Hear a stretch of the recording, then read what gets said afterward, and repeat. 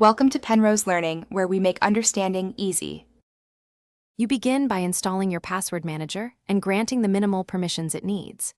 Create a strong master password, long, unique, and enable biometrics or two-step authentication for quick, secure access. Once done, import or add 5 to 10 critical accounts first, like email and banking, so you can see autofill work immediately.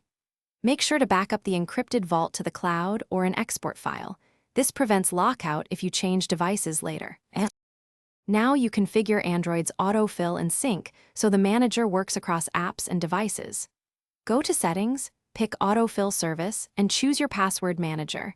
Then test with one app and one site to confirm credentials populate. Once confirmed, enable device-to-cloud sync and verify end-to-end encryption is active. This keeps Vault data private. If you use multiple devices, check that the same account is signed in everywhere and watch for any sync conflicts to resolve before adding more entries.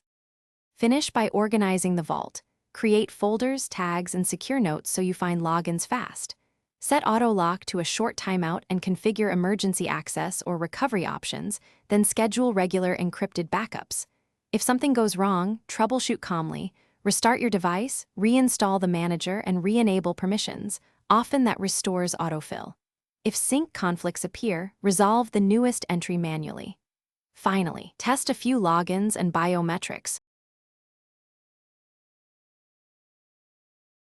Thanks for watching. If this was helpful, leave a like and consider subscribing. See you next time.